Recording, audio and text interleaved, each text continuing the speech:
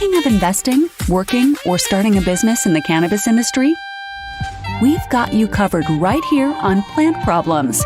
Hosted by Tony Frischknecht, Plant Problems takes a different approach to cannabis than what you're seeing and hearing from the mainstream media. Come along with Tony and be in the know about how to invest, work, or start a cannabis business. Let's get the show started with your host, Tony Frischknecht.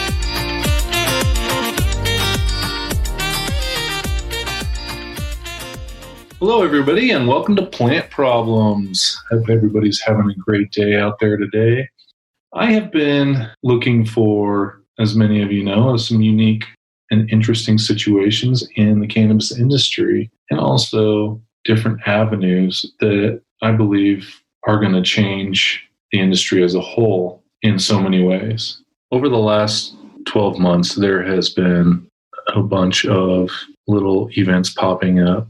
Either there's sustainability for cannabis, there's also been equitability for all minorities and races. I've been seeing a lot of that. And so I actually came across this next gentleman that is working specifically in the sustainability area. And there's not really a whole lot of information out there about cannabis and sustainability.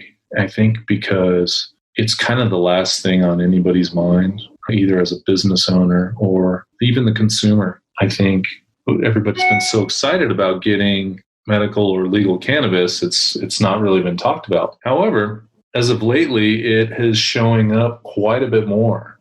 My next guest is a sustainability enterprise catalyst for Hemp Black, a hemp technology startup based in Philadelphia, creating innovative technologies that utilize the plant's inherent performance and sustainability attributes. In his role at Hemp Black, he works across the company to ensure that all innovations, processes, and products are socially and environmentally responsible. I believe we're going to see more people like this next gentleman. Okay, everybody, I'm so glad to have somebody here that I think is doing some really special work to Plant Problems today. Michael Savarie, how are you doing this morning? I'm doing good, Tony. Again, thanks for allowing me to take part in this podcast. I'm really looking forward to diving deep into the hemp industry and talking more today. Very good, very good. I'm excited to have you. You know, I've been involved in the hemp industry for quite some time, and sustainability is something that I really don't think many business owners think about or growers think about. What's exciting about the sustainability side of it is of course, we're being conscious of with the earth and what we're using and trying to think about things ahead of time. What's your passion? Why are you involved in sustainability for hemp? That's a really good question. And as you're right, a lot of people they're not necessarily thinking about all aspects of business and how that's kind of ties into sustainability especially within the cannabis and industrial hemp industry. I would say, like with me and how I got passionate about it was I'm originally from British Columbia, Canada, grew up in the mountains, the Rocky Mountains there. And from a very young age, I was in nature every single day, whether it be walking to school, taking evening walks with my family, basically being very immersed within nature. So I was able to see how ecosystems were reacting to people coming in there, either destroying it or refurbishing the nature itself. So I was able to kind of get a very firsthand experience on how nature reacts and how the environment reacts to us as people. Kind of moving that forward, I realized that that's something that could actually be taken into everything around us. People think that the word sustainability is only really focused on the environment, but that's not the case at all. It has to do with, in a business sense, it has to do with how you're treating your employees, how you're looking after your customers, making sure that everything you're putting into your product is best for them as well as best for you, as well as doing kind of no harm to the environment, while also being profitable, because to be in a business, you need to be able to make profits in order to kind of make a change. So that's kind of how my passion came around with this. And then I was given this opportunity to work within the hemp industry a couple of years ago now, and just kind of seeing that we have this such amazing plant that in the United States was banned for all of the wrong reasons and was kind of outlawed in this country for a long time. And we saw the rest of the world kind of slowly making progress. So I kind of saw it as myself to research why this plant is so amazing, and kind of the benefits that it has to offer, and hopefully share with the world of this amazing plant and everything that it has to give. Why do you think more companies aren't adopting sustainable processes? Do they not know? Are they just unfamiliar? Is it just new territory? What do you encounter? I think it's a bit of both. They're unfamiliar with it. They don't know. There's been a lot of, if you look at how business was 10, 15 years ago, it was all about make the most amount of products for the cheapest amount as possible. It doesn't matter if you break it, you'll just kind of put that as a write-off and then just pump as many out there. And companies are still doing that. And those companies are slowly starting to diminish in size and diminish in profits. And the companies that are starting to rise are the ones that are saying, okay, we need to look after our employees. We need to look after everything there. So I think it's a lot of people, they just don't know. And it's a very, I don't want to say a nuanced thing, because there's been great companies who have had sustainable missions forever. Patagonia is a great example of somebody that's kind of put sustainability and the social responsibility at the forefront of their entire business. And they've been around, I think, since the mid 70s, 80s now. So I think it's a bit of unknowing and a bit of fear. For the biggest question is, I always get asked, isn't it going to cost more? And up front, there's no denying that it could cost more, but in the long run, it doesn't cost more. It's kind of you're paying for quality at the very beginning rather than having to replace something 3 times in a 10-year period. So it's just kind of showing those numbers to people helps them realize. But as you said, it's people being unfamiliar with what it is and being afraid. So it's more of a long-term investment in your company is the way you need to look at it then, right? Yeah, exactly. And it's a good example on that, especially within the social side of things, is an employee.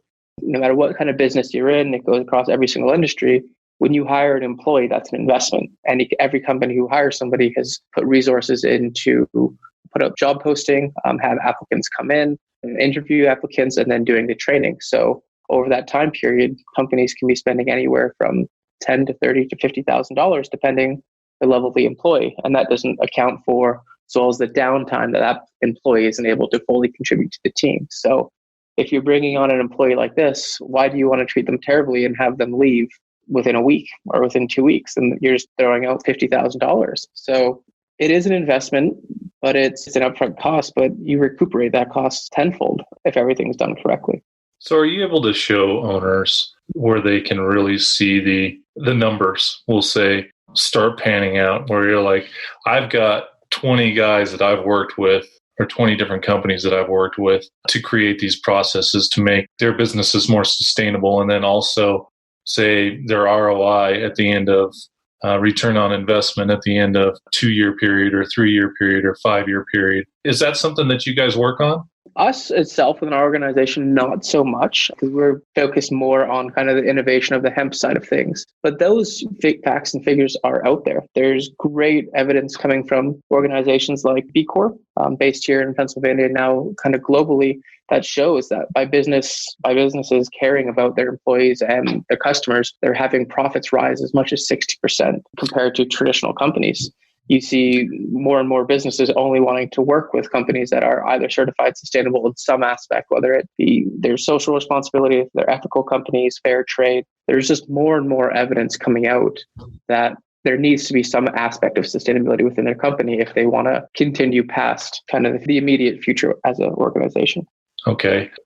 I guess hemp being so new to the U.S., do you see some very distinguishing differences between like Canada and the U.S. on hemp? Are you able to take some of the information that you know just from Canada and be able to utilize that down here with some of your processes? I think, yes. I feel like it's any test case and anything that's been around before, you're able to use past cases. Canada has been growing, I think, since it's been legalized since the mid-90s.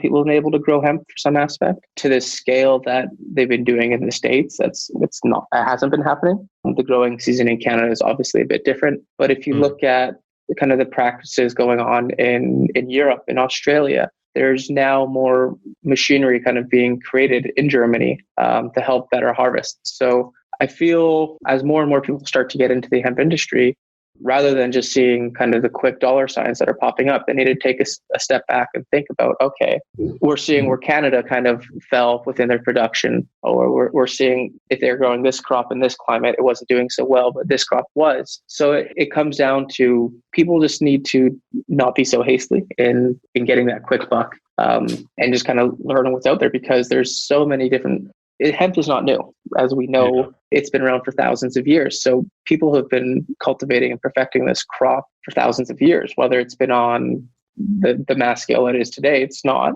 But we can still learn from those lessons, whether it be from Canada, whether it be from Australia, or whether it be from Europe. There's definitely processes and techniques that people can learn from past experiences. Yeah, I think that's probably one of the biggest things right now in hemp industry is, like you said, techniques that people just aren't familiar with in the States, along with equipment. Actually processing it. I've talked to a handful of hemp guys and they've gone out and I'm like, so I ask them just simple questions because, I'm a grower at heart, and I ask them like, so do you know what you're going to do with how you're going to harvest all this product? And it's kind of hysterical to me that they think, oh yeah, well, we've got these couple tents here and we'll fill these up. And then all of a sudden it comes and they don't have any equipment to get this stuff done. And I just don't know how people can run their businesses like that. And it comes down to even taking the first steps of knowing where they want to grow it, because as hemp being such a bioremediator, it pulls up all of these minerals deep down in the soil. So if these growers aren't testing their soil first to see, okay, maybe there's higher levels of mercury, or if there's uranium, or if there's chromium, or all of these kind of metals that shouldn't really be in your CBD or any kind of product you're producing to be ingested, they're just not taking those first steps. And it's harming them, as we see with a lot of growers now having kind of a surplus of crops that they aren't able to sell because they aren't taking those initial steps to kind of get there, as you said. Yeah, I knew that it was going to start happening. I just wasn't sure when. Have they started testing for heavy metals in hemp and rejecting it now? Companies, are they really on top of it? I know with the COA, Certificate of Analysis, I've heard from a few different growers that they were growing for companies, larger companies, and they were refused. Whether it was doing with the COA, that's tough to tell.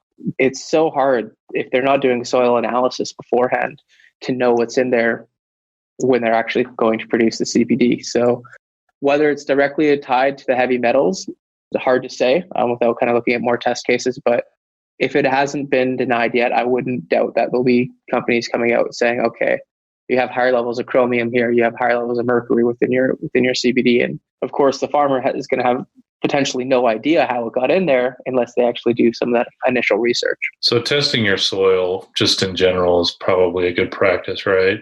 I think it goes so much more than just getting the kind of the heavy metals and all of that, because if you're growing any kind of thing in your soil, you want to know what's in the soil. As you need to know if you need to add different kinds of fertilizers, if you need to kind of just, if it's even good soil or healthy soil, that it's so key to have healthy soil when growing anything. Yeah, I watch the Gold Rush show every now and then, and it's somewhat similar to how they do this process. Like, I remember 10 years ago when they started mining stuff, and they would just go out and start digging, right? They'd start digging away. They didn't even know if gold was there. And then like the fourth season, I saw this guy. He's like, well, you should drill holes and kind of see what you're digging into as opposed to spending all this money. And I find that it's very similar to the hemp and cannabis side. People just, well, this is a farm. I know they grew, let's say potatoes on here. It should be all good. It should be fertile, right? And there's so much that can be missed in that entire process, especially if you've got a different crop that's been growing there for decades, right? Exactly. And if they're not rotating the crops, or they're taking a crop that kind of strips all those healthy nutrients and aren't allowing the soil to heal, they could be planting into a field that has no fertility in the soil. It could just be completely dead soil. And it seems like I know there's some simple things that you can do to create these sustainable process on your farm to where your soil is always fertile. And that's what I liked about some of the stuff you were talking about when we had met. It seemed fairly simple, but there are processes in place. And I assume you work with several people where you're like, they haven't even thought about creating a process like that, right? It's true. And it's one of the things what we use within our farmers at our sister company is our best standards and practices. We want to work with the farmers to ensure they're able to get their maximum efficiency out of their crop, out of their soil, because it directly impacts us. So it's kind of a win-win in that. So yeah, we work with them very closely to be like, okay, we need to work on this here aspect. We need to kind of work on that aspect over there. And it comes into everyone benefits when we kind of do that communication and we kind of share those processes. Yeah. And even much more so when you're dealing with large scale. I mean, how big are some of these farms you guys are working on?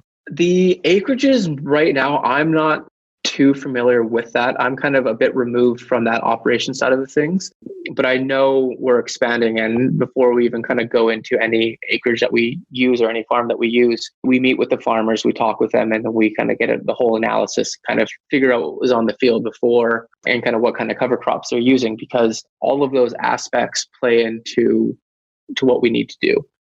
Okay, I gotcha. Some of these processes, I mean, as you're working through different technologies, what are some technologies that you find aren't there, or some opportunities for people that are trying to solve problems that you see out there that would help sustainability and help, say, people like you? I mean, I'm sure you run into problems on a day-to-day basis, so there's got to be something out there that you've seen or that you're looking at. Problems. I think one of the hardest things right now in general is just because it is such a new industry, it's just running into the problems of people thinking it's like every other crop they've ever worked with. So, and it's like the difference between a fiber crop and a CBD crop is one looks like bamboo that is completely different to harvest than the one that looks like CBD. So just having kind of the right technologies adapted for this. And if we focus at Hemp Black more on kind of the fiber crops and clothing crops. And if we look at the technology around that aspect of things, we have cotton. The cotton industry has been around and been able to progress significantly in the last 100 years. And we have the hemp industry, which has not been able to progress in the last 100 years because of the law. So just in order to get where we need to have hemp clothing around more in the world, there needs to be significant investment and research going into the proper decortication of hemp to produce the fiber that we need. On the flip side, same with the CBD crops. A lot of the crops now, or some of the crops, I think it's slowly starting to switch over, are still being picked by hand and they're still kind of being very spread out to ensure maximum growth within that. And whether it's a complete science for every single farmer of how far they space out their crops, potentially not. But it comes into, there just needs to be 100 to 200 research papers coming out within the next few years of agricultural universities who are just focusing on hemp. And sadly, due to legislation, while it might be federally legal in the United States, state by state, it's still kind of iffy. So that's not going to happen. And it's only going to hurt the farmers right now and only going to hurt the consumers, but also the agricultural industry. So the slower we are kind of having that top-down fix, the slower it's going to be for the technologies to kind of bring us to where we need to be on harvesting, on processing, as well as planting. So I'm not sure if you're familiar with this, but I think it was 3 months ago, there was a lawsuit to press on the DEA from a doctor out of Arizona because they weren't granting research licensing for colleges. The DEA was keeping all their applications at bay. So they sued and they got a response, and now at least now there's movement and they've gotten these applications approved. So at least we're seeing something like that. And I know we're talking about different plants just due to the fact that we've got CBD and THC. It's still the same plant, but some of that research, I believe, will be able to help us. Our companies that are in cotton, are they starting to wake up like, oh, we need to be aware that this is coming now? I mean, I imagine they are, but I'm not around any of them, so I don't know. Do you know any of them that are doing it? It's interesting because within the cotton industry, like cotton is, I think, used within 30%, 40% of all textiles in the world. It's the second most popular fiber right behind polyester. And cotton industry is great. Don't get me wrong, the organic cottons had a long ways, but their kind of solution to fixing their problem right now from conventional cotton is to switch to organic cotton, which uses, again, significantly a lot less water, no chemicals. It's still not good for the soil. And if an industry like that with that much money was able to say, okay, let's start focusing on, it's like a good comparison. It's like the oil industry saying, okay, we need to start looking at renewable energy. Well, Exxon is slowly starting to do that. It's not their top priority. And the cotton industry, their concern is, okay, well, hemp is not comparable to cotton yet. It doesn't give the same feel on a mass production scale. We're not going to worry about it, but give it hopefully 10, 20 years. A lot of the cotton farmers will hopefully start switching because they're able to get higher yields of hemp. They're able to use less resources and it's not damaging the soil such as cotton. So a lot of the farmers will start switching over, but it comes down to that initial research and technology needs to be fully developed before they start looking into it. And places like India and Pakistan, kind of most of Eastern or Western Asia and the Middle East starts to switch over to growing hemp rather than continuing to grow cotton. I'm going to change this a little bit. Are you starting to see soybean farmers switching to hemp? I have not myself. I would imagine so because our other sister company based in Australia, Ananda Food, they focus on kind of the hemp seeds, hemp protein, hemp flour, and hemp oil. They're noticing an uptick in their sales because more and more people are demanding a plant-based protein or kind of a plant-based food source. And soybeans are great, don't get me wrong, but their kind of biggest drawback, from my understanding, is the amount of water that they use. And to be able to grow them, one of our most important resources in the world, water, you're having to not overwater, but it requires a lot of water. And it's going to come down to, we see more and more droughts happening every single year around the world. And these farmers will eventually start to click in that, okay, we're able to make this much more money growing a plant that requires this much less water. And there's such a higher demand for it now. So I feel whether it be soybean, whether it be cotton, whether it be other kind of plant-based proteins, corn potentially, who knows, or food sources, I feel more and more people will start to switch to hemp, as it is one of the only plants that can feed you, clothe you, heal you, house you, all of these aspects from one plant. Whereas cotton, you can heal you, or correction, it can clothe you. I do believe some people are making cotton seed oil, soybeans. Again, you have your milk, so it can feed you. There's some new companies trying to do some interesting technology where they use it as a band-aid itself. So out of all of those other agricultural crops right now, they're only able to hit one or two of the aspects that hemp can hit every single one of them. So hopefully it's a matter of time where they all kind of have that aha moment and say, oh, we can grow every single crop of hemp in the world and do every single aspect for it. So hopefully it happens. Yeah, sustainability. You brought up water. Over the last year, I've just been doing a little research on some of the crops that just use an exorbitant amount of water. And you're talking almonds, avocados. And every year you hear about California is always in a drought. Mm-hmm.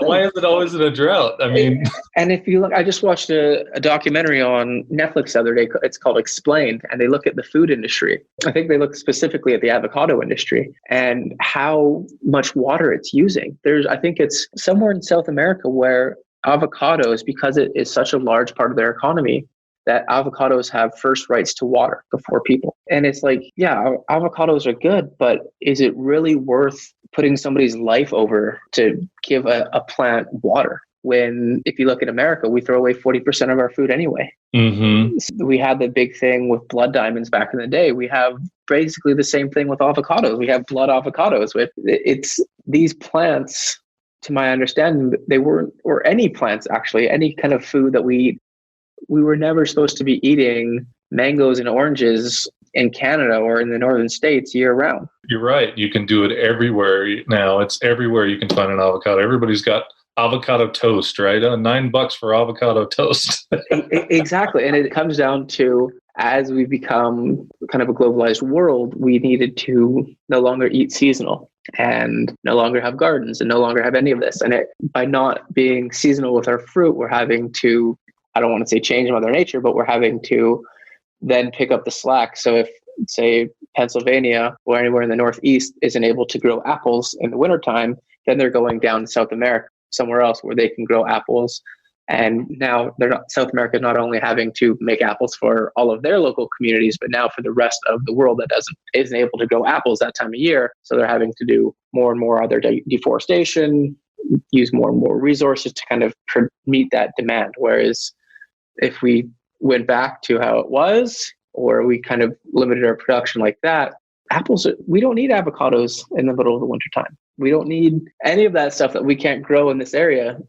off season, because it's harming everyone. And whether it's the agriculture, whether it's the soil, whether it's the farmer, it's just harming people. Yeah, and I think this goes back to what you were saying before, where it's thinking about sustainability and being a company that not only is profitable, but is also working towards better climate, a better earth for ourselves and for the future, for our future generations. I wonder what it's going to take to actually force the farmer to think, okay, well, I know this is the most profitable crop, but when it comes down, I wonder where the pressure point is there to make them make that switch there. I need to think sustainability. I might have to grow a couple different crops a year to do it, especially in those all year. Yeah, it comes down to the tipping point, as Malcolm Gladwell said. There's always going to be a tipping point for every single farmer. And I know within the cotton industry, you could see a lot of the amount of chemicals kind of going into the soil and killing people. I think it was back in, who was it? Silent Spring, Rachel Carson, I do believe it was. She outlined it perfectly with the use of DDT and how everyone back in the 60s and 70s was using DDT on every single one of their crops until they realized people were getting sick, animals were dying, people were dying. And it's sad that those kinds of things happen, but it's drastic measures. And it's going to be whether these farmers are all going slowly broke because they're not able to sell their crops, or they're not able to yield any crops anymore, that'll start to make the switch. And I know, not kind of solely around us, but like one of the reasons that the hemp farm bill was passed is because where it was happening. If you think of who the lead person was on getting the farm bill passed, was Mitch McConnell coming down from Kentucky, and Kentucky is famous for growing tobacco, but with how many farmers no longer are able to make a profit off tobacco anymore because it's now bad for us. 9 out of 10 doctors would say it's bad compared to 30 years ago. They'd all say it was good. You see all of these farmers kind of losing their income and losing the revenue off of what they traditionally saw as an agricultural crop from tobacco. Whereas now all of these farmers in Kentucky are starting to see the flip side, that they're able to make all of this revenue using hemp. And I think it will come, anyone doing adoption of anything, there's the first 10 or 20% are kind of the trailblazers. They're the one that jump on the new trends. Then there comes like the 30%. Those are the people that, okay, we see it, it's happening. Then there's the third chunk of people that about 20 to 30% that say, okay, we're on it now. And then there's the last percentage of people that they see it happening and they keep saying no and no. And by the time they get into it, the industry is completely changed and they've already missed the boat. And I think that's what's going to happen slowly, but I just wish it wasn't that way. Change is hard, man. I mean, nobody likes it really, but it's a matter of adapting to the new situations. And, I just feel with this day and age, with how fast technology is progressing, we're seeing change happen a lot faster than we used to. At least that's how I feel. Mm-hmm. My perception is they're having to adapt or they're out of business quickly because, there's so many different factors that come along with having a successful company. Well, keeping that momentum going and not adapting to change because you get complacent. It happens to so many. I mean, it's happened to me. It happens to so many other companies. You really have to put your neck out there and say, we're going to do this because we think this is the right thing. And that's what I really enjoy about seeing the sustainable side of this industry. I've seen it happen so much waste for so long. And in most agricultural, there is, but especially in our industry, because it's so new and people aren't familiar with it, with how to truly do it right and grow correctly. And so I applaud you for pushing yourself out there and really wanting to make a change and making a career out of it. Yeah. Because it's for people like you that are going to make this slowly happen. So I thank you for doing that. It's kind of funny when you look at companies whether a technology company, and I'm just going to give kind of two examples here. If we think of when Uber came out, Uber has revolutionized the taxi industry. There's no doubt about that. But the one thing that they kind of missed at the very beginning was they weren't getting all the quality drivers because they weren't paying that much and they weren't treating their employees that well. Lyft comes around and gives their drivers more money, apparently is treating them a lot better. And now more and more people are slowly starting to use Lyft, and a lot of the better drivers are going to Lyft. So that's like a good way of showing that if you're not, you could be first to something, but if you're not doing it correctly or the way that the world wants you to do it, you're leaving the door open to everybody else to kind of come swoop in. And the next example I want to talk about is if we think about the hemp industry and the cannabis industry as a whole, one of the largest expenses is the operation cost of running the building. Whether you're doing an indoor crop or an outdoor crop, you have to have lights going all the time. You have to kind of have energy constantly being used. And there was an example we heard in Denver when we met of one company that they basically made their entire facility net zero. So they weren't using any electricity to run their facility. So when the bubble bursts on our industry, all of these other farmers who are having $5,000 to $10,000 a month bills were having to go under because they couldn't afford to pay those bills. Whereas a company that from the very beginning said, okay, we realize the operating cost is so high, why don't we invest a bit more money into this now and make a facility that doesn't use any energy? And actually, that's one of the things that we're doing with our facility down in Kentucky, a building that will be targeting LEED Platinum in building standards, which for those who are unfamiliar with that, that's leadership in energy and environmental design. And Platinum is the highest rating it can get. And we'll be having solar panels on the building, geothermal to help power it and heat it. So it's really coming down to minimizing our aspect and our impact on the environment while also kind of being profitable for us by not having to spend those expenses. And I think any farmer can take that message to know, in any manufacturer of anything within the cannabis industry, is minimize your expenses and you'll be able to succeed. Yeah, I think the tough hurdle right now for a lot of these startup guys to get over is funding, right? Mm-hmm. Being it illegal, they could have this plan in place, but they couldn't capitalize on the plan because they can't access capital to create something for long term. It's just like, it's really challenging. I know that exactly the person you were talking about, I can't remember his name. He went into it thinking about it already. He got funding somewhere, but he had to invest for 5 years in advance. And there's very few people that are able to come up with that capital. And I think that's one of the major challenges for us getting to that sustainability side right now. Yeah. So I really hope that changes soon. No, I definitely, and it's as it comes down to it, if they're not able to look at it in a long-term picture, they won't be there long-term.